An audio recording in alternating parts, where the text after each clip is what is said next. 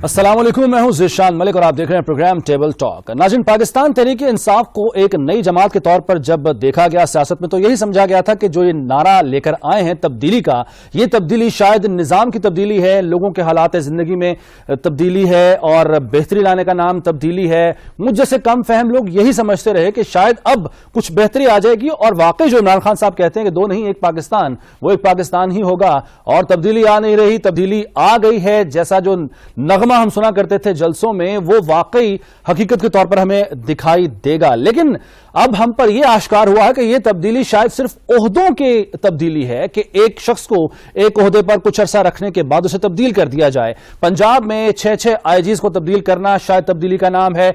वजारत खजाना में तब्दीलियां करना भी शायद उसी तब्दीली का नाम है जो पाकिस्तान तहरीक इंसाफ ने जिसका नारा लगाया था। उसके साथ साथ 4 सेक्रेटरी दाखिला पंजाब में, 4 चीफ सेक्रेटरी तब्दील हुए, 5 सेक्रेटरी खजाना तब्दील हुए, 4 सेक्रेटरी कॉमर्स, 5 सेक्रेटरी वजारत सनत और पैदावार और वजीर सेहत भी 2 मरतबा तब्दील हो चुके हैं। उसके साथ साथ वजारत इत्तलात में भी 4 मरतबा तब्दीली हुई, वजारत दाखिला में भी तब्दीलियां हुई। गर्ज ये कि तब्दीलियां बहुत सारी हैं, लेकिन सवाल फिर बुनियादी तौर पर वहीं पर है, लेकिन कि क्या इन तब्दीलियों से लोगों की जिंदगियां तब्दील हुई?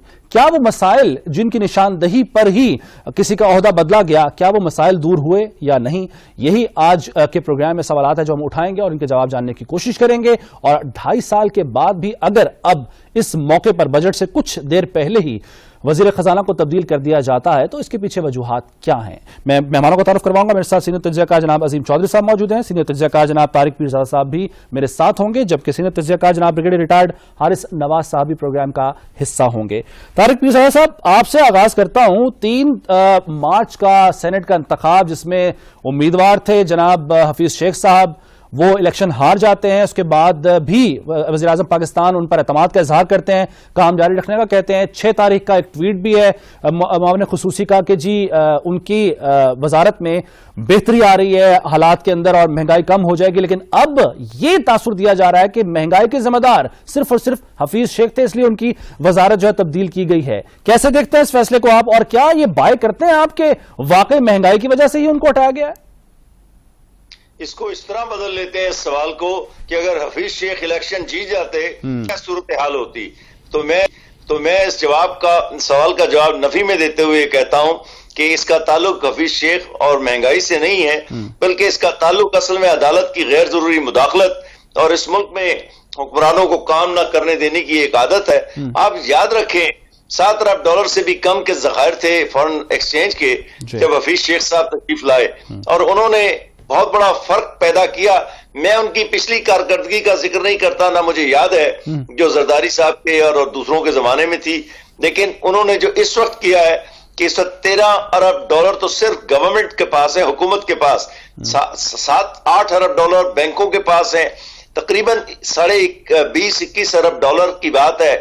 रेमिटेंस जो है, मैं जरा 2-4 बातें मोटी मोटी कर लूं। रेमिटेंस रिकॉर्ड 8 महीने में $19 अरब के करीब हैं और जाते जाते जब साल गुजरेगा और यही $2 अरब से अगर ऊपर नहीं तो ये 27-28 अरब पर रेमिटेंस इस मुल्क में आएंगी और आपका फॉरेन एक्सचेंज रिजर्व और बढ़ जाएगा। इनकी जो करंट अकाउंट डेफिसिट है उसको इन लोगों ने खत्म कर दिया। देखिए, हफीज शेख का काम, ये महंगाई जो है सड़कों पर या मंडियों में, ये हुकूमत की मजमूई पॉलिसी के ऊपर इससे इसका ताल्लुक है, सिर्फ हफीज शेख से इसका ताल्लुक नहीं है। ये बिल्कुल बुनियादी बात है। हफीज शेख का काम मुल्क की मालियाती पॉलिसी से बुनियादी तौर पर ताल्लुक रखता है कि मईशत को कैसे चलाना है।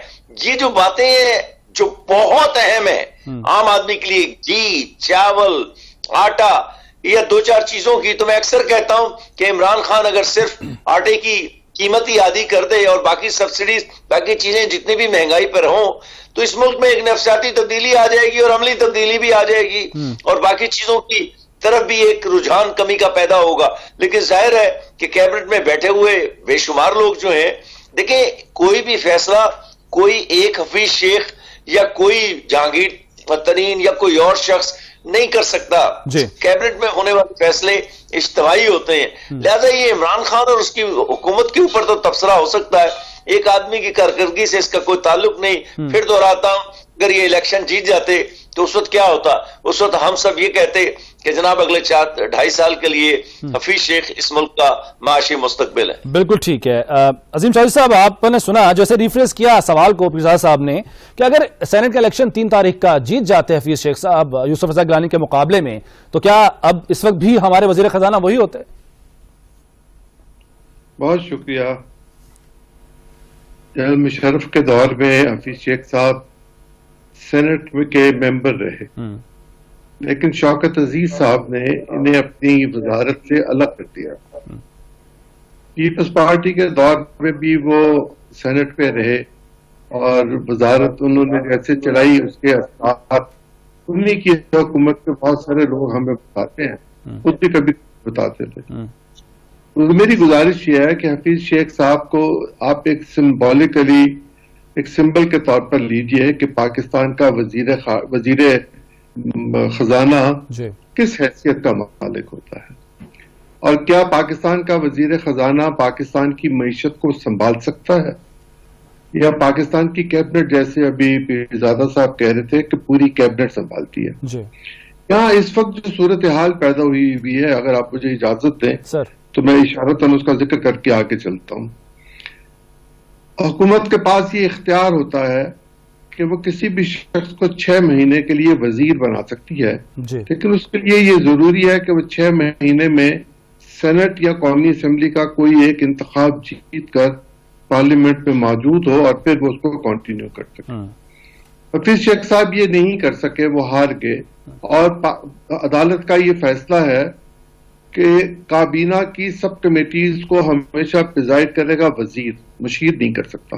مشیر انڈر اوتھ نہیں ہوتا, اور اسپیشل اسسٹنٹ تو بالکل ہی انڈر اوتھ نہیں ہوتا.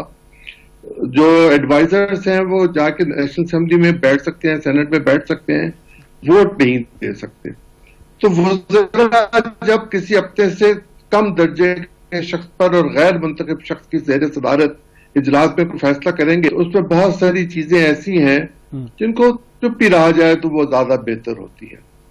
پاکستان کا مسئلہ یہ نہیں ہے کہ حفیظ شیخ صاحب وزیر رہیں گے یا نہیں رہیں گے. پاکستان کا مسئلہ یہ ہے کہ ہم اپنے قرضوں سے نجات کیسے حاصل کریں گے, ہماری معاشی پالیسیز کیا ہیں, اور ہم قرضوں کے بوجھ تلے کیسے دبے, کیوں دبے, کس نے دبایا. 2005 میں ایک ایکٹ پاس ہوا تھا پارلیمنٹ سے, اس کو ڈیٹ ایکٹ کہتے ہیں, اور اس کے مطابق کوئی بھی حکومت کوئی بھی قرضہ لینے سے پہلے اس کے بارے میں قومی اسمبلی کو اعتماد میں لیتی ہے یا اس کو لینا چاہیے, اور وہ اپنے جی ڈی پی کا 60% سے زیادہ قرض لے نہیں سکتی کوئی بھی حکومت. ہمارا ایکٹ ہے. پہلے ہمیں دنیا کے بہت سارے مالیاتی اداروں سے قرض مل جایا کرتا تھا ہماری سوورن گارنٹی پہ. اب ہماری سوورن گارنٹی کو کوئی تسلیم نہیں کرتا, اس لیے کہ یہ قرض تو تقریباً 90% کے قریب 93% کے قریب چلے گئے ہمیں, 7% پیسے باقی بچتے ہیں جس پر ہم ملک چلانے کی کوشش کرتے ہیں, جس میں دفاع بھی ہے, خارجہ بھی ہے, داخلہ بھی ہے, تعلیم بھی ہے, صحت بھی ہے, سب کچھ ہے. نہیں چل سکتا, بالکل نہیں چل سکتا. بالکل ٹھیک ہے, ٹھیک ہو گیا. کیا کسی نے اس بات پر تکلیف کی 342 کے ہاؤس میں کہ وہ کھڑا ہو کر یہ بات کرے کہ ہم نے اس ایکٹ کی وائلیشن کب کی اور کیوں کی, اور اس کی رسپانسبلٹی کو فکس کیے بغیر اب جب ہم مزید قرض لے رہے ہیں تو ہم اس ملک کو کہاں لے کر جائیں گے. اب حالت تو یہ ہو چکی ہے کہ ہم اپنی سڑکیں اور بلڈنگیں وہ پلج کروا رہے ہیں.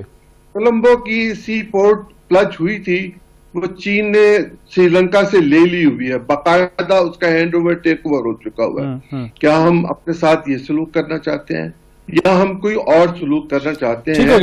مجھے یہ, میں آخری فکرہ کہہ لوں اگر آپ اجازت دیں, مجھے یہ ڈر ہے کہ میرا سب سے قیمتی اثاثہ جو میری اساس بھی ہے, جو میری زندگی کی ضمانت بھی ہے, وہ مجھ سے چھیننے کی کہیں کوئی تیاری تو نہیں ہو رہی. اچھا, یہ بڑی خطرناک جو ہے وہ سوچ ہے. میں اس پر دونوں مہمانوں سے بھی بات کروں گا کہ سب سے قیمتی اثاثہ ہم سے چھیننے کی کوئی سازش یا کوشش تو نہیں ہو رہی ہے. بریگیڈیئر صاحب, آپ سے سر, جیسے کہ ابھی چودھری صاحب بھی کہہ رہے تھے کہ پاکستان کا مسئلہ یہ نہیں ہے کہ حفیظ شیخ صاحب وزیر رہیں, بنے یا نہ بنے, لیکن جو پاکستان کے سیاستدان ہیں, چاہے وہ اپوزیشن کے ہوں یا چاہے وہ حکومت کے ہوں, انہوں نے یہ مسئلہ ایک تاثر ایسا بنا دیا ہوا ہے کہ شاید پاکستان کا مسئلہ ہے سب سے بڑا یہ کہ وزیر خزانہ کون ہو, یا شیخ صاحب ہوں یا نہ ہوں. بلاول صاحب کہتے ہیں کہ جی جو یہ ان کی کامیابی ہے کہ الیکشن میں ان کو شکست دے کر حکومت کو یہ بابر کروایا اور گھر بھیجنے پر مجبور کیا حفیظ شیخ صاحب کو. سر یہ واقعی پاکستان کا مسئلہ تو نہیں ہے, لیکن یہ ایسا تاثر کیوں دے رہے ہیں کہ یہ پاکستان کا مسئلہ ہے سب سے بڑا؟ بات یہ ہے کہ اوور آل اگر دیکھیں نا, حفیظ شیخ صاحب کی پرفارمنس بہت گڈ. انہوں نے کافی, جو آپ کی فورن ڈیٹس کی بات ہے, اس کے بعد آپ کی ریمیٹنس کی بات ہے, آپ کی ایکسپورٹ کی بات ہے, ٹریڈ ڈیفیسٹ جو تھا اس کو بہتر کیا ہے. Issue is the judiciary. Judiciary as pass instruction کے 6 مہینے میں اگر وہ ایم این اے یا سینیٹر نہیں ہے, وزیر نہیں ہے, سب کمیٹی میں جائیں گے تو change. So perforce government had to change it and it is very irony. میں آپ کو بتاؤں کہ آنیسٹلی آئی فیل یہ سب سے بڑی ہرڈل ہماری ملک کی ترقی میں ہماری جوڈیشری ہے. اچھا, ایگزیکٹو پاور ان کے پاس ہے, جس کو کرپشن میں پکڑتے ہیں ان کو وہاں ریلیف مل جاتا ہے. What to do?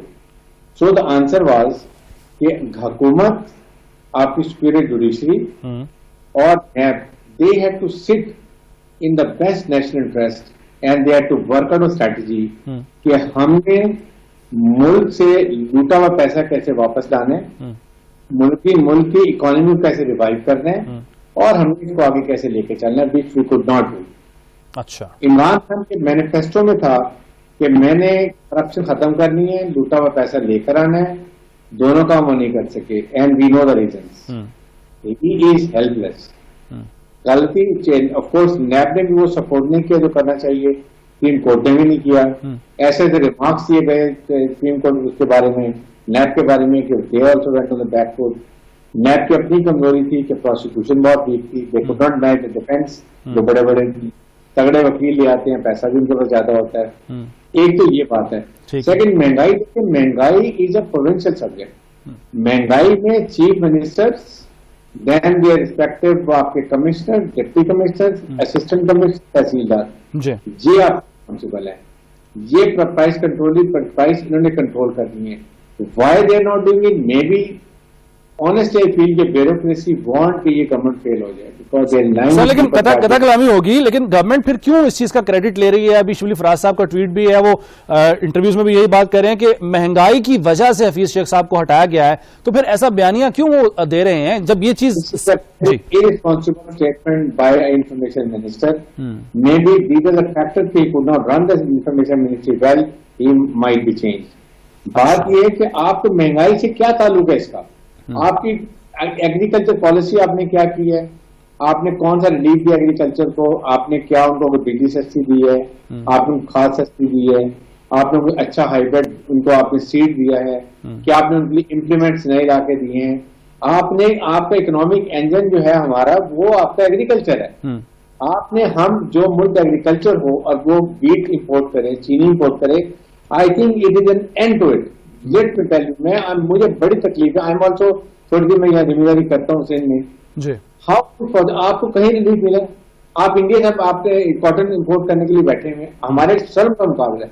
آپ نے ملک کی کاٹن کی تباہی کر کے رکھ دی ہے. آپ نے نہ کوئی ریسرچ کیا, نہ آپ نے کوئی نیا سیڈ لا کے, جو بی ٹی جو انڈیا چاہتا ہے وہ سیڈ استعمال کر رہے ہیں. تو کیسے ترقی کریں گے؟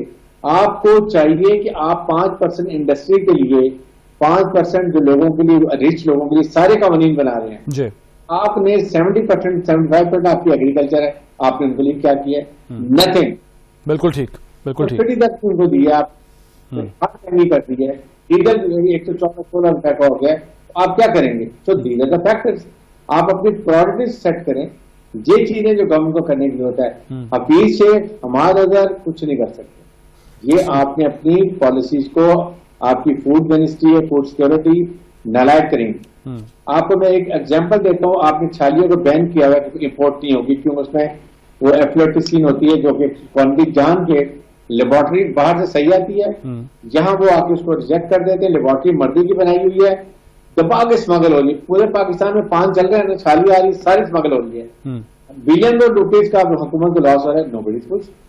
تو آپ نے یہ چیزیں دیکھنی ہے کہ آپ نے کیا ایز آؤٹ کی ہے, آپ نے کیا ترقی ملک کی کرنی ہے, آپ کی کیا, آپ کی جو ہیلتھ منسٹری ہے, آپ کی ایجوکیشن ہے, آپ کا ایگریکلچر ہے, آپ کی housing ministry, what are you doing? پھر اس کے بعد نمبر 3 آپ نے کرپشن کا کچھ نہیں کیا. رائٹ. ایف بی آئی میں ابھی بھی ایک سال میں 3000 ارب جی more than $20 billion کی کرپشن ہے. خدا بھی these are the things we have to do governance کرنی ہے. آپ کے کسٹم آفیسر, آپ کا انکم ٹیکس آپ دیکھیں 400 بنگلے کس کا ہے, پاکستان کا پیسہ ہے, what we have done it, کیونکہ پورا معافی ہے. رائٹ. یہ ایشو اگر میں ٹھیک کرنے ہیں تو پھر یہ ہوگی. آئی تھنک یہ ٹیم ہوتی ہے آپ کی بنانے کے لیے. عمران خان جہاں سفر کر رہے ہیں, آئی ہیو نو ڈاؤٹ کہ he very sincere, but you need to have a team, you have to have adviser who work and he give you result, he will deliver you. Right. So point آ گیا آپ کا. ٹھیک ہو گیا, بالکل ٹھیک ہے. طارق مرزا صاحب, جیسے جوڈیشری کو رکاوٹ قرار دیا, بریگیڈیئر صاحب کی جو گفتگو ہے آپ نے ساری سنی ہے, یقیناً سنی ہے. جو مجبوریاں ہوتی ہیں, خاص طور پر عمران خان صاحب وزیر اعظم پاکستان بھی وہ خود بھی اظہار کر چکے ہیں نیب کے حوالے سے بھی کہ نیب کو کام زیادہ تیز کرنا چاہیے, اور میں ان کی جگہ ہوتا تو وہ آپ کی اسٹیٹمنٹس یاد ہوں گی, میرا خیال کہنا کچھ اس میں ضروری نہیں ہوگا. تو کیا واقعی اتنی رکاوٹیں ہیں جس کی وجہ سے گورنمنٹ یا خود عمران خان صاحب مجبور ہیں اور وہ ویسے اقدامات نہیں اٹھا پا رہے ہیں جیسے وہ چاہتے ہیں, مینیفیسٹو جو لے کر آئے تھے وہ؟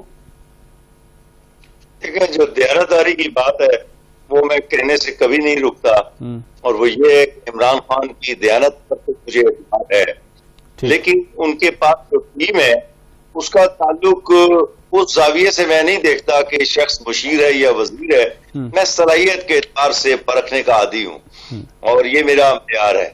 تو مثلا اگر آپ دیکھیں نا, کسی تعلق کی وجہ سے شبلی فراز کو لگائیں جو کہ ایک فصیح البیان شخص نہیں ہے, اور اس کو وزارت اطلاعات کا سربراہ آپ نے بنا دیا, یا عامر کیانی کو اس کا جب یہ نئی حکومت آئی تو میں نے 2 لوگوں کے نام لیے تھے, ایک عامر کیانی کا اور ایک غلام سرور خان صاحب کا, جو کہ بہت اچھے سیاستدان ہیں ویسے, لیکن وہ وزارت پیٹرولیم ان کا کام نہیں تھا. اس کے بعد وزارت ہوا بازی ان کو دے دی. چنانچہ وہ جو پہلا بحران پیدا ہوا تھا وہ تو دوائیوں کا تھا, اگر آپ کو یاد ہوگا. جی. تو اور عامر کیانی نے قیامت ڈھا دی کیونکہ اس کو پتہ ہی کچھ نہیں تھا, اور اگر کوئی اور معاملہ ہے, کرپشن ہے, تو وہ حکومت کو زیادہ مجھ سے پتا ہوگا, انہیں اقدامات کرنے چاہیے تھے. چنانچہ جب وہ تباہی مچ گئی اور قیمتیں بڑھ گئی, اور عمران خان کی حکومت کو پہلا بڑا دھچکا اس وقت لگا تھا, یہ یاد رکھنے کی بات ہے, یہ کھانے کی چیزوں سے نہیں لگا تھا. تو میں یہ کہنا چاہتا ہوں کہ آپ کے پاس ایک بہترین ٹیم ہونی چاہیے. آپ اس کی بہترین مثال جو ہے, اکثر لوگ کہتے ہیں کہ جی میں امریکہ کی مثال دیتا رہتا ہوں, چونکہ میرا مشاہدہ ہی اسی ملک کا ہے, قیام بھی اسی ملک کا بہت رہا ہے, تو میں مثال اس کی بھی دیتا ہوں, اس لیے کہ دنیا کی سب سے بڑی جمہوریت بھی وہی ہے, اس سے ہمیں سیکھنے میں تو کوئی آر نہیں ہونا چاہیے. ٹرمپ کتنا بڑا حکمران تھا, عمران سے کے مقابلے میں بالکل الٹ, بہت زیادہ برا حکمران تھا, امریکہ کو نقصان پہنچا ہے اس سے, لیکن ایک سے ایک لائق شخص. اور امریکہ میں تمام ہی سیکرٹریز یا وزیر جو ہوتے ہیں ان کی حیثیت مشیری کی ہوتی ہے, وہ کانگریس ان کو کنفرم تو کر دیتی ہے لیکن وہ اسمبلیوں کے ممبر نہیں ہوتے وہاں پہ, وہ پرائیویٹ پک ہوتی ہے, آپ کی ذاتی انتخاب ہوتا ہے کہ کس کو وہ وزیر بنائے یا سیکرٹری بنائے امریکہ کے صدر, کس کو نہ بنائے. وہاں ہے ہی نہیں کہ امریکی کانگریس کا کوئی آدمی نہیں ہے, اور جو حکومت میں آتا ہے اس کو کانگریس کی سیٹ چھوڑنی پڑتی ہے. نظام کا فرق ہے تھوڑا سا, بلکہ بہت زیادہ. آپ صرف اتنا ذہن میں رکھیے, میرا بھی اور میں اپنے ذہن میں رکھنا چاہتا ہوں بلکہ, کہ معاملہ اصل میں یہی ہے کہ آپ کے ہاں باصلاحیت لوگوں کی ایک بہت بڑی کمی ہے. میں اس کی ایک مثال دوں, ہے تو بڑی تلخ سی بات, یہ جتنے پچھلے معاشیات کے اور اقتصادیات کے سیکرٹریز رہ چکے ہیں, میں ان کے نام نہیں لیتا, ان میں سے کوئی ایک پنجاب میں بھی ہے, کچھ ٹیلی ویژن پر بھی آتے رہتے ہیں, ایک وقاص صاحب نام لے لیتا ہوں, وہ اب حکومت میں ہے. دیکھیں پچھلے 20 سال میں پاکستان کی برآمدات کو یہ لوگ 25-26 ارب ڈالر سے زیادہ کبھی بھی نہیں لے جا سکے. یہ لوگ, یہ بھی آپ کو یاد دلاؤں کہ ایک زمانے میں 25-26 ارب ڈالر پہ برآمدات تب پہنچی تھی کہ دنیا میں چیزوں کی قیمتوں میں اضافہ ہو گیا تھا, اور یہاں سے جاتی تھی 20-21 ارب کے کنارے پر کھڑے رہا کرتے تھے, اور یہی وجہ ہے کہ ہم ایک جمود کی حالت میں. تو آپ کے ہاں اس وقت جو اس کی کیبنٹ ہے اس کے اندر باصلاحیت لوگ بہت کم ہیں. میں ایک مثال دے دوں آپ کو, اور بری سی ہے, اسد عمر کے متعلق میری اپنی بڑی اچھی رائے تھی, لیکن میں سمجھتا ہوں اس نے اپنے استعفے سے لے کے اب تک کوئی ایسا کام نہیں کیا جس سے اس ملک کی معیشت کو کوئی فائدہ پہنچ سکے، اور اب وہ پلاننگ میں ہے۔ آپ یہ دیکھیں کہ یہ جو کورونا کا مسئلہ ہے، میں اس پہ بڑا سخت نقاد ہوں موجودہ حکومت کا۔ آپ 2 مہینے گزر گئے ہیں، اس ملک میں صرف 10 لاکھ وہ دوائیاں چین کے تحفے کے طور پر جو چین نے دی ہیں وہ آئی ہیں۔ ان لوگوں نے معاہدے کرنے میں دیر کی، انہوں نے ہر ملک کے لوگوں کو ملک کو دیکھا کہ وہ پہلے سے معاہدے کر رہے تھے۔ اچھا، ہر دفعہ ان کو اتنا روپیہ جو گرانٹ کے طور پر ملا ہے، یہ اس سے ہی 2-3 کروڑ لوگوں کو اب تک ویکسینیٹ کر چکے ہوتے، لیکن ان لوگوں نے چونکہ بر وقت معاہدے نہیں کیے دوائیاں خریدنے کے یا ان کا سودا کرنے کے، نتیجہ یہ ہے کہ اب وہ 30-30 20-20 لاکھ کی تعداد میں وہ بھی چین سے آ رہی ہیں، کسی اور ملک کا بھی پتہ نہیں ہے۔ باقی پرائیویٹ لوگوں کو کچھ کو انہوں نے اجازت دی ہے، وہ ایک بہت بڑا سانحہ ہے، جیسے کہ ٹرانسپیرنسی انٹرنیشنل نے کہا ہے۔ تو یہ وہ چیزیں ہیں جن پر نظر لوگوں کو رکھ کر تنقید کرنی چاہیے، لیکن وہ ہوتی نہیں ہے۔ اور ایک بات ذرا عدالتوں کے متعلق میں دوبارہ کہہ دوں کہ میں نے شروع میں ہی اپنی پہلے ابتدائیے میں کہا تھا کہ عدالتیں بہت مداخلت کر رہی ہیں۔ دیکھیں، آپ قانون کے نقائص کی حد تک یا قانون کی حد تک تو مداخلت کر سکتے ہیں، میں آپ سے کہہ رہا ہوں قانون کی خلاف ورزی تک کر سکتے ہیں، لیکن آپ حکومت کے معاملات میں مداخلت نہیں کر سکتے۔ بالکل ٹھیک ہے۔ اچھا عظیم چودھری صاحب، ابھی اسد عمر صاحب کی مثال دی ہے طارق پیرزادہ صاحب نے، بلکہ شروع میں کیا، حکومت میں آنے سے پہلے ہی اسد عمر صاحب کی بڑی تعریف کیا کرتے تھے عمران خان صاحب، اور ان سے بڑی امیدیں بھی وابستہ تھی۔ ان کو وزارت خزانہ میں لایا گیا، لیکن کچھ عرصے بعد انہوں نے تبدیل کر دیا گیا۔ اب ندیم بابر صاحب، جو لیٹ معاہدوں کی بات ہو رہی ہے، ندیم بابر صاحب کو بھی ہٹایا گیا ہے ان کے عہدے سے، اور ان پر یہ اعتراض اٹھتا تھا کہ لیٹ معاہدے انہوں نے کیے، LNG کے معاہدے ہوں تو اس کی وجہ سے بڑا نقصان ہوا پاکستان کو۔ کیا اب اسد عمر صاحب کے بارے میں بھی کچھ عرصے بعد پتا چلے گا اور پھر ہم ان کو بھی رخصت ہوتا دیکھ رہے ہوں گے؟ کیونکہ ہر تھوڑے عرصے کے بعد رخصت کر دیا جاتا ہے، عامر کیانی صاحب ہوں یا ندیم بابر صاحب ہوں یا پہلے اسد عمر صاحب ہوں وزارت خزانہ میں، لیکن نہ تو کوئی تحقیقات سامنے آتی ہے نہ کوئی کارروائی ہوتی ہے۔ یہ صرف اور صرف چہرے بدل دیتے ہیں، نام بدل دیتے ہیں، اور اس کے بعد کام وہی چلتا رہتا ہے، ایسا ہی ہے جی؟ میں پہلے ایک وضاحت کرتا ہوں، پھر میں آپ کے سوال کا جواب دیتا ہوں۔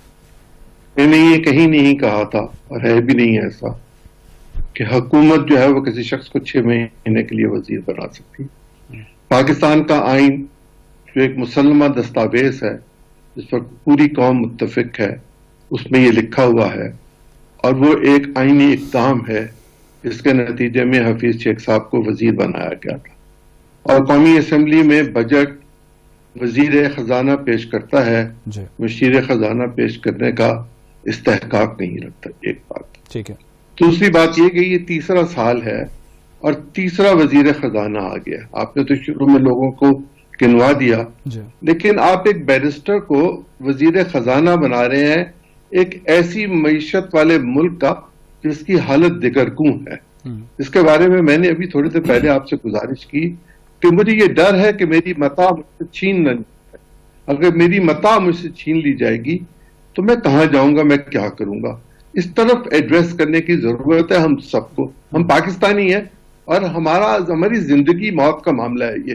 یہ کوئی آسان میں لفظوں میں کہنا نہیں چاہتا، انہی لفظوں میں کہنا چاہتا ہوں جن میں عرض کر رہا ہوں کہ یہ ہمارا سب سے حساس معاملہ ہے۔ ذرا دوسری طرف دیکھ لیجئے کہ میں IMF میں ملازم ہوں اور میرے لوگ IMF کے یہاں پاکستان میں آ کے کام کرتے ہیں، اور میں ان کی شرائط کے مطابق یہاں کام کرتا ہوں۔ یہ ضرور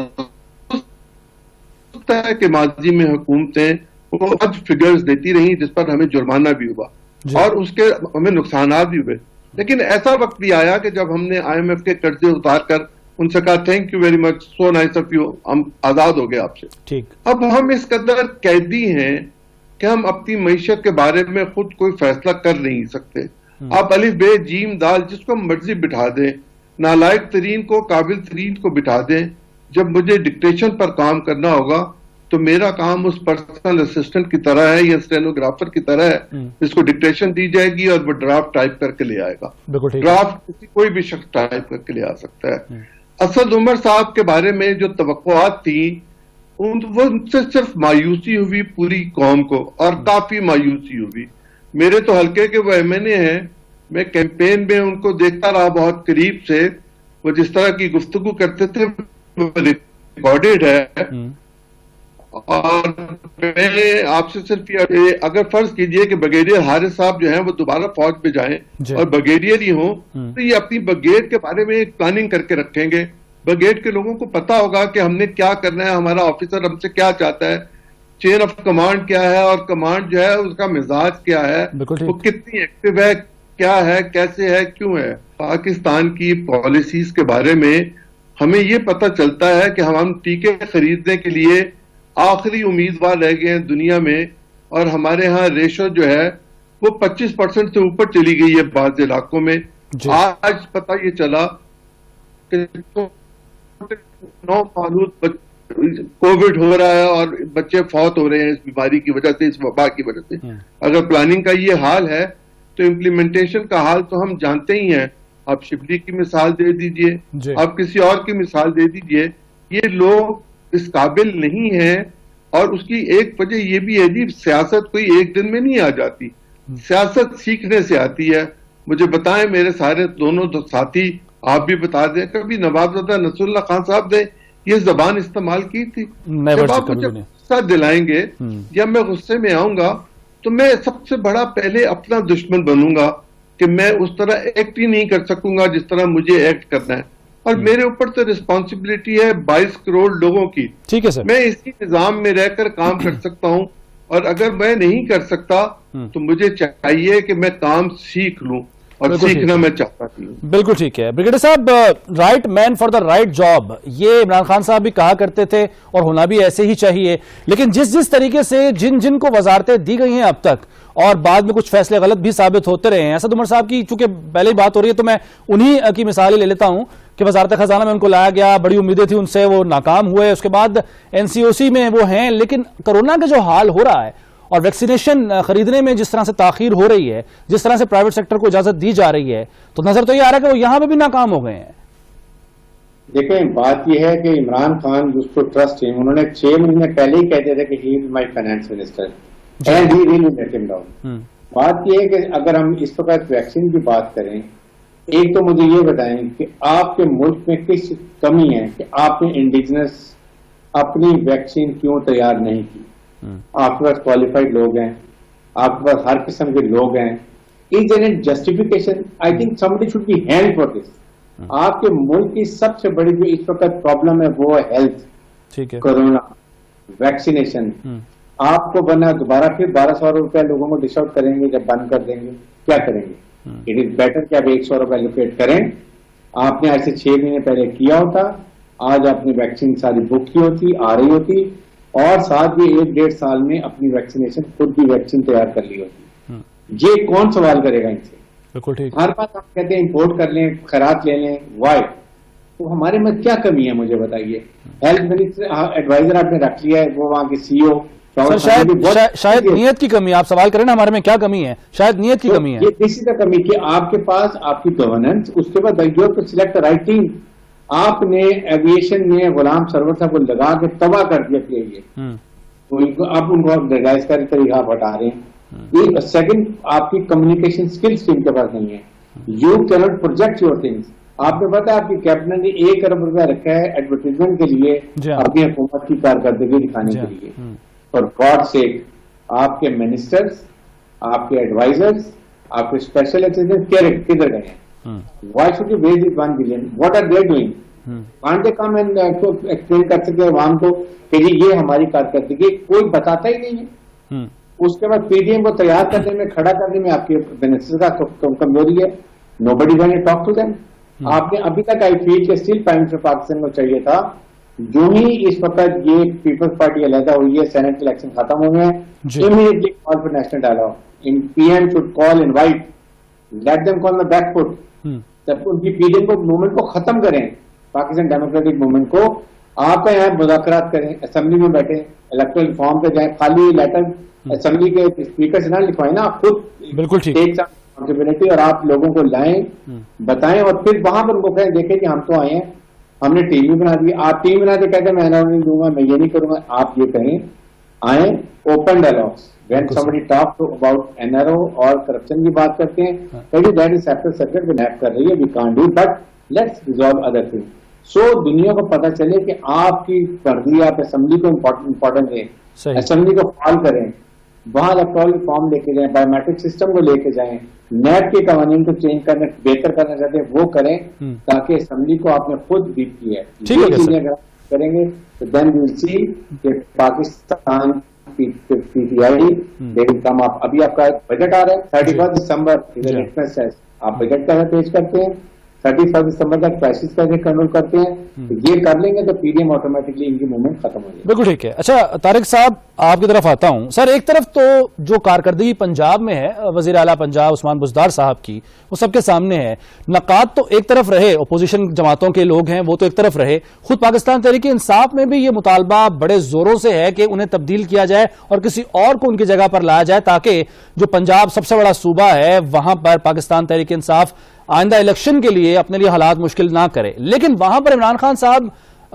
یہ بار کہتے ہیں کہ جب تک میری گورنمنٹ ہے عثمان بزدار ہی وزیر اعلیٰ رہیں گے. وہاں پرفارمنس کی وجہ سے انہیں تبدیل نہیں کیا جاتا، لیکن یہاں پر بلا وجہ بھی کچھ وزارتیں بار بار تبدیل ہوتی ہیں. اور اب اگر میں پرفارمنس کو ایک طرف سائڈ پر رکھ بھی دوں، سابق ایک دور میں رہے ہوئے ہیں شیخ رشید صاحب وزیر ریلوے، لیکن اب ان کو ریلوے سے ہٹا کر اچانک سے وزیر داخلہ بنایا جاتا ہے. اس طرح اور بہت سی وزارتیں ہیں.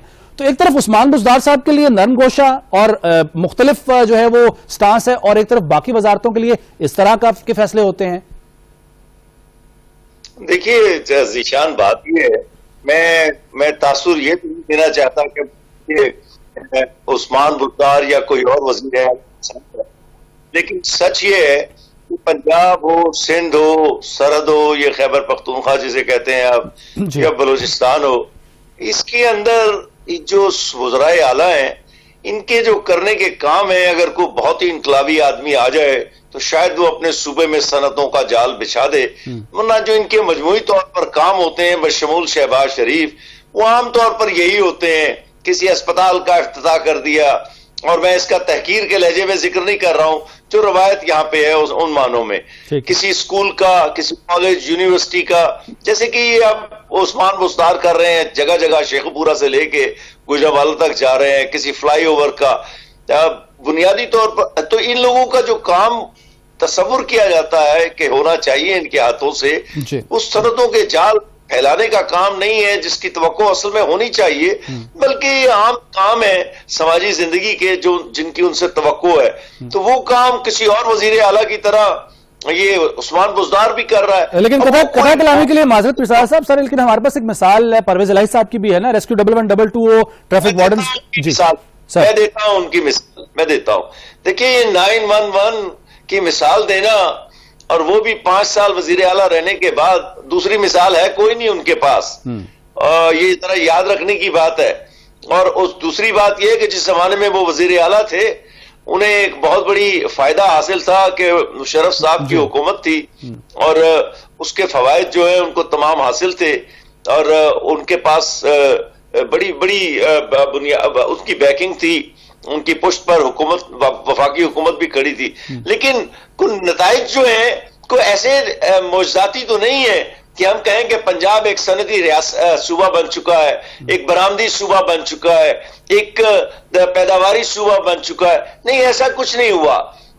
ہو سکتا ہے یاد رکھنے، میں پھر کہوں گا کہ عثمان بزدار نے آخر وہ کون سا مختلف کام نہیں کیا، جو کون سا کام کیا ہے جو دوسروں نے نہیں کیا. یہی اسکول، کالج، یونیورسٹیاں، سڑکیں وہ بنا رہا ہے، انہوں نے بھی بنائی. وہ ایک چمکتا ہوا آدمی نہیں ہے، جو میں اعتراف کر لیتا ہوں، جس کے لہجے سے کوئی چنگاریوں کی طرح الفاظ نکلتے ہوں، جو اسے کیا کہتے ہیں شہباز شریف کی طرح روستم کو مکے مار کر توڑ کر دکھاتا ہو، یا زرداری کا پیٹ پھاڑنے کی بات کرتا ہو. اور بے شمار لوگوں کو اور یہ بھی پسند نہیں ہے کہ ایک پسماندہ علاقے کا آیا ہوا آدمی، ہم بڑے بڑے کھڑپینچوں کو جو کہ لاہور اور فیصل آباد سے تعلق رکھتے ہیں ان کے مقابلے میں لا کھڑا کیا ہے. ہمارے ہاں چھوٹے علاقے سے آئے ہوئے لوگوں کو حقارت کی نظر سے بھی دیکھتے ہیں، لیکن میں ان کی تعریف بھی نہیں کرنا چاہتا کہ کوئی معجزاتی کام ایسا نہیں ہوا ہے جس کو میں قدر کی نگاہ سے دیکھوں یا نفرت کی نگاہ سے دیکھوں. بالکل ٹھیک ہے، یعنی تسلسل ہی ہے، وہ پچھلی جو حکومتیں ہیں یا پچھلے وزراء اعلیٰ رہے ہیں ان کا تسلسل ہی آپ دیکھتے ہیں ان کو. ٹھیک ہے، بالکل صحیح ہے. ٹھیک ہے. اچھا عظیم چودھری صاحب، سر اس کا اگر ایک اور پہلو دیکھیں، وزارتوں کی تبدیلیوں اور وزراء کو ایک دوسرے کا قلم دان جو ہے وہ دے دینا، اس کا اگر دوسرا پہلو دیکھیں کہ ایک وزیر جسے ایک وزارت دی جاتی ہے, اس کا کام دیا جاتا ہے اور وہ کچھ سیکھ رہا ہوتا ہے, اسے سمجھ رہا ہوتا ہے, اس میں تبدیلیاں لانے کی کوشش کر رہا ہوتا ہے, کہ اچانک سے 6 مہینے بعد, سال بعد اسے تبدیل کر دیا جاتا ہے. تو جب کرکٹ کی چونکہ ہم مثال عمران خان صاحب بار بار خود بھی دیتے ہیں کہ تبدیل کرنا ہوتا ہے بیٹنگ آرڈر, جب ایک شخص کا بیٹنگ آرڈر ہی سیٹ نہیں ہونے دیا جائے گا ایک بیٹسمین کا, تو وہ خاک بیٹنگ کرے گا. اس کا دوسرا پہلو اگر ہم اس طرح سے دیکھیں تو آپ بھی اس بات سے اتفاق کریں گے کیا؟ ذیشان, اسمبلی اپنا ایک مزاج رکھتی ہے, حکومت کا طرز عمل خود اپنا ایک مزاج رکھتا ہے, معاشرے کا اپنا ایک مزاج ہوتا ہے, دنیا کے ہر معاشرے کا ایک مزاج ہوتا ہے. ہم اگر کام تو کام وزارت پہ جا کے نہیں سیکھا جاتا, کام سیکھا جاتا ہے اسٹینڈنگ کمیٹی کی میٹنگز کو اٹینڈ کر کے. محترم عزت مآب قابل احترام, جب MNA تھے 2002 سے 2007 تک, ایک دفعہ بھی کسی کمیٹی کی میٹنگ میں یہ نہیں, میں حکمران جماعت کا ایک اہم حصہ تھا, میری نظر تھی چیزوں پر, میں دیکھتا تھا چیزوں کو,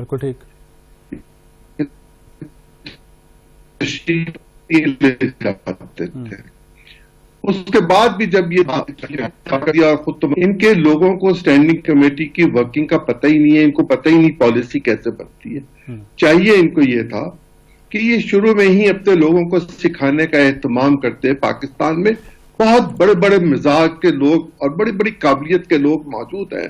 اگر ہم غریب ترین ملک ہو کے دنیا کے 7 ملکوں میں شامل ہو سکتے ہیں, تو کیا ہم حکومت کا نظام چلانے کے لیے چیزیں نہیں سیکھ سکتے؟ ہمارا سائنسدان, ہمارا معیشت دان, ہمارے میتھمیٹیشین, ہمارے فزکس کے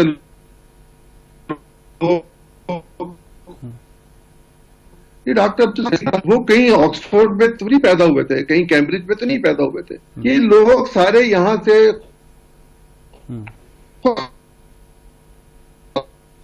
قائد اعظم اس زمانے میں کراچی بھی, زمانے کی قائد اعظم, سب لوگ, اور جب تک آپ سیکھتے نہیں آپ ڈیلیور نہیں کر سکتے. ہم نے کیا سیکھا؟ ہم نے یہ سیکھا کہ ہم گالی نکالیں, ہم نے پارلیمانی روایات کو پامال کر کے رکھ دیا.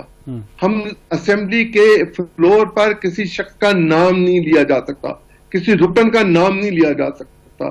یہاں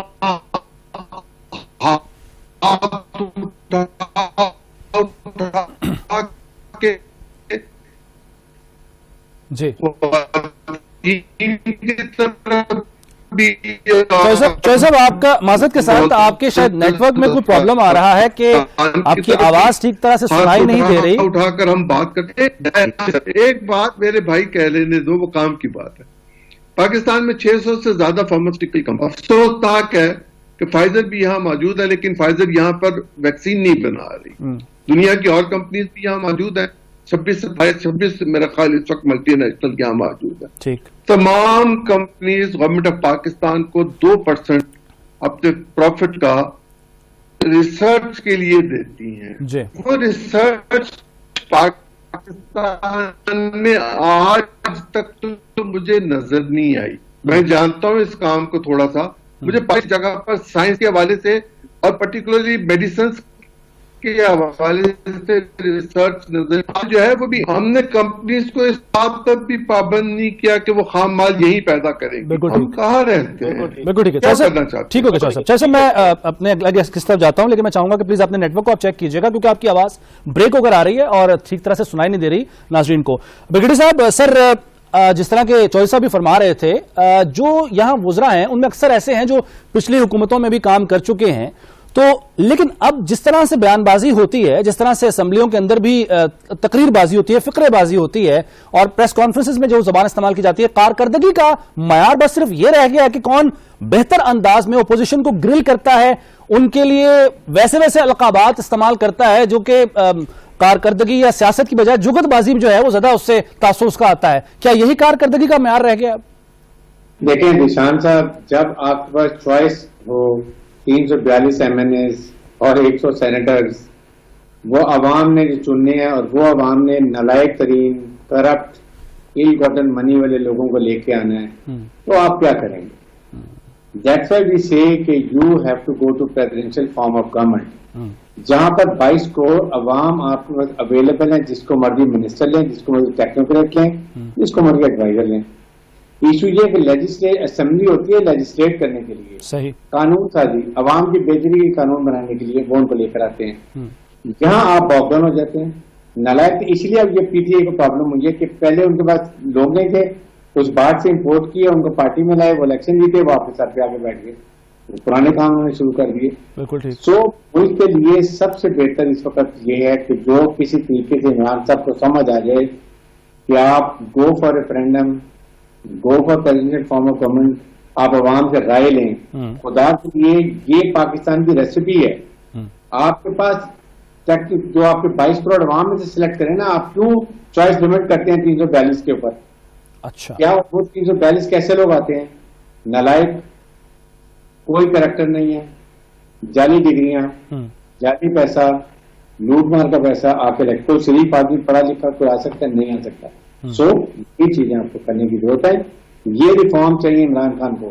جو ریولیوشنری ریفارم لوگوں نے جو ایکسپیکٹ کیا وہ یہی سمجھ رہے ہیں کہ کچھ نہ کچھ عمران خان بہتر کریں گے. I still feel I very sincere کہ he is one of the best choice, but where is a team. Team لانے کے لیے ہی از ہیلپ لیس. ہر جگہ پورا تو کیا صدارتی نظام اس کا ایک حل ہو سکتا ہے بریگیڈیئر صاحب؟ دیکھیں وائی ناٹ, اس لیے کہ وہیں آپ کو چوائس ملتی ہے, وہیں آپ کو لوگ ملتے ہیں. آپ کو ایم این اے کیوں لے کر آنا ہے, آپ نے مجھے بتائیے. بات یہ کہ آپ یہاں پر اپنی سوچیں کہ آپ نے کیا کرنا ہے, کیا کرنا ہے. یہ آپ کو چاہیے اس وقت. آنیسٹلی میں سنسیئرلی فیل کرتا ہوں کہ اس وقت پوری پی ڈی ایم, پوری اپوزیشن, پورا مافیا, پورا business man community, most of the bureaucracy, all are ganged up to make him fail. یہ ہو رہا ہے ان کے ساتھ. اور سوری کیونکہ پہلے جو ہوتا تھا کہ M N A Peoples Party P M L N باریاں لگی ہوئی تھی, فرسٹ کلاس چل رہا تھا کام. Now there is a third party جو ان کو یہ نہیں کرنے دے رہی. میں سمجھ پر ٹھیک ہو سر, بالکل ٹھیک ہے. طارق مرزا صاحب, جو بلیک میلنگ پارلیمانی نظام میں جماعتیں کرتی ہیں یا ممبران اسمبلی کرتے ہیں, اس کا ایک بہترین حل جو ہے وہ صدارتی نظام ہو سکتا ہے. یہ بات کسی حد تک بریگیڈیئر صاحب نے بھی کی, اور ایک بحث یہ چلتی بھی رہی ہے, وقتاً فوقتاً بلکہ چلتی ہے. آپ سمجھتے ہیں کہ یہ حل ہو سکتا ہے یا ہونا چاہیے؟ اس کے دو جواب ہیں میرے پاس سر. دیکھیں, میں نے صدارتی نظام کو اس ملک میں کام کرتے ہوئے دیکھا, ایوب خان کی آمریت کی شکل میں, پھر کسی حد تک مشرف کی شکل میں بھی, لیکن وہ مکمل طور پر صدارتی نظام مغربی جمہوریت والے نظام نہیں تھے. لیکن اگر آپ مغربی جمہوریت کا حوالہ دیں تو پھر امریکائی کی مثال آئے گی, تو صدارتی نظام تو وہیں اسی کے حوالے سے آپ کو اپنانا پڑے گا. لیکن مصیبت یہ ہے کہ چونکہ بلکہ تاریخ یہ ہے کہ پاکستان ایک پارلیمانی نظام کا وارث ہے بنیادی طور پر, جس طرح ہم تخلیق ہوئے تھے. چونچہ وہ لفظ ہماری ذہن کا حصہ بھی ہے, روایت کا بھی حصہ ہے. پھر آئین کے اندر بھی اس تمام باتوں کے باوجود کچھ باتوں کا ذکر ہے جو عام طور پر پارلیمانی طرز حکومت میں ہوتی نہیں ہے. ہمارے ہاں مشیروں کا باقاعدہ آئینی طور پر ایک کردار ہے جو آئین نے تسلیم کیا ہوا ہے. تو میں ذرا سا اختلاف کرتے ہوئے کہوں گا کہ اگر ہم ایک پارلیمان پریزیڈنشل فارم آف گورنمنٹ لاتے ہیں تو وہ ایک بہت بڑی بحران کی کیفیت پیدا ہو جائے گی ملک میں, اور یہ جو سیاستدان ہیں ان کو فوج اور دوسرے اداروں کے خلاف نفرت پھیلانے کا ایک بہت بڑا سامان ہاتھ آ جائے گا. تو میں یہ کوشش کروں گا اور چاہوں گا کہ موجودہ آئین کی شکوں سے استفادہ کرتے ہوئے آپ مشیروں کے کردار سے بھی فائدہ اٹھانے کی کوشش کریں, اور انہیں ایک شیطان سازی کی مہم کے ذریعے بدنام کرنے کا تصور پیدا نہ ہونے دیں یہاں پر. اس کے لیے آپ کو بہت اچھے, ایک فکرہ کہہ دوں, بہت اچھے فصیح البیان ترجمانوں کی بھی ضرورت ہے. کیونکہ ایک بات یاد رکھیں, یہ جو 11 پارٹیاں ہیں نا اس کی پی ڈی ایم کی, ان میں اور کوئی خوبی نہیں ہے. ان میں سے ہر ایک جو ہے وہ منہ سے خرافات بولنے کا ماہر ہے, اور یہ بات عمران خان کی حکومت میں شبلی فراز اب ان کی باتوں کا کیا جواب دے گا. تو آپ کو یہ نہیں کرنا چاہیے. میں آپ کو ایک اور چلتے چلتے بات بتا دوں, ابھی انٹرویو ہو رہا تھا اسد عمر کا, ایک فکرہ انہوں نے فرمایا کہ ہاں وزیر اعظم کو اسے کیا کہتے ہیں, یہ جو میٹنگ ہوئی تھی جس کے اوپر کہا گیا کہ کورونا کی ایس او پی کی خلاف ورزی ہوئی ہے, انہوں نے کہا ہاں یہ میٹنگ نہیں ہونی چاہیے تھی. میں نہیں کہتا کہ آپ اس میٹنگ کی تائید کریں. آپ کو کہنا یہ چاہیے تھا اگر آپ حکومت کے ترجمان ہیں کہ کم از کم اس کا تصور خراب کرنے کی بجائے کہ ہمیں زیادہ سے زیادہ احتیاط سے کام لینا چاہیے. تو اگر آپ منفی معنی میں اپنی حکومت کو بالکل، اور میں بالکل اس معنوں میں نہیں کہہ رہا ہوں کہ میٹنگ ٹھیک تھی یا غلط تھی، آپ ترجمان ہیں نا یار حکومت کے، تو آپ کم از کم غلط بات نہ کریں لیکن صحیح بات کو بھی، جس مقصد کے لیے وہ میٹنگ ہوئی تھی اس کو بہت برے منفی پس منظر میں پیش کرنے کی کوشش نہ کریں. اور ان کے کئی وزیر یہ حرکت کرتے ہیں کہ اختلاف رائے اور جمہوریت کا تاثر دینے کے لیے کہ ہم پارلیمنٹ، ہم تو اس طرح کی جماعت ہیں. یہ لوگ بار بار پارٹی کو بدنام کرتے ہیں، اور یہ بھی اس کا حوالہ زرداری، بلاول اور دوسرے لوگ اور یہ خاکان، اس کا فائدہ اٹھاتے ہیں وہ لوگ، اس کا فائدہ اٹھاتے ہیں وہ لوگ. بالکل ٹھیک ہے. عظیم چودھری صاحب، پارلیمانی نظام، صدارتی نظام، آپ کی دونوں کے بارے میں کیا رائے، اور پاکستان میں کیا صدارتی نظام سے ہی مسائل حل ہو سکتے ہیں؟ سر چودھری صاحب آواز آ رہی ہے آپ کو؟ اس پہ 6 گھنٹے سر کر سکتا ہوں، کوشش کروں گا 1.5 منٹ میں ختم کر دوں. جی اسکندر مرزا صاحب صدر بن گئے، ایوب خان صاحب صدر بن گئے تھے، جنرل ضیاء الحق صاحب صدر بن گئے تھے، جنرل پرویز مشرف صدر بن گئے تھے. 8ویں ترمیم کی موجودگی میں وزیر اعظم کی کوئی حیثیت باقی نہیں بچ کی ہوئی تھی، اور بھٹو صاحب وزیر اعظم کے طور پر صدر بھی تھے اور وزیر اعظم بھی تھے. یہ سب کچھ ہم دیکھ چکے ہوئے ہیں. 65 کا آئین صدارتی آئین تھا، اس کے خلاف ایک موومنٹ چلی، اور پھر ایک گول میز کانفرنس ہوئی جس میں اگرتلہ سازش کیس کے مجرم کو بھی لے کر آیا گیا بھٹو صاحب کے کہنے پر. اور پاکستان میں صدارتی نظام کی بجائے پارلیمانی نظام کے لیے بات طے ہوئی. ایک آدمی ایک ووٹ کی بات طے ہوئی. پہلے 80,000 ووٹ تھے، پھر کروڑوں میں آ گئے. نتیجہ یہ جو کانسٹیٹیوشن بنا اس کی 238 کے تحت، اس کی حیت کو آپ تبدیل نہیں کر سکتے. آپ اس میں ترمیم کر سکتے ہیں لیکن اس کی بنیادی حیت کو تبدیل نہیں کر سکتے. آپ کو پھر جو سینٹ ہے اس کو بھی کچھ بندوبست کرنا پڑے گا جو آپ سے نہیں ہو سکے گا. اس آئین کے تحت چلیں، تمام ادارے اپنا اپنا کام کریں. جس وقت ناصر کھوسہ چیف جسٹس تھے تو انہوں نے بالکل ابتدائی اپنے دنوں میں یہ کہا تھا کہ پاکستان کا صدر، chief justice Pakistan, prime minister as national assembly اور آربی چیف، ہم چاروں بیٹھے اور ہم چیزوں کو بیٹھ کے ایک نظر ذرا دیکھ لیں. بگیڑی صاحب نے بھی اس کا ذکر کیا. یہ آج کی بھی ضرورت ہے، یہ آج سے 10 سال بعد بھی ضرورت رہے گی. جب تک یہ چاروں. ٹھیک ہے سر پوائنٹ آ گیا. بدقسمتی سے وقت میرے پاس ختم ہو گیا ہے. عظیم چودھری صاحب، طارق پیرزادہ صاحب، بریگیڈیئر ڈائر حارث نواز صاحب، آپ تینوں مہمانوں کا بہت شکریہ. وقت ختم ہو گیا پروگرام کا. ناظرین آپ سے ملاقات ہوگی انشاءاللہ کل. اجازت دیجیے، اللہ حافظ.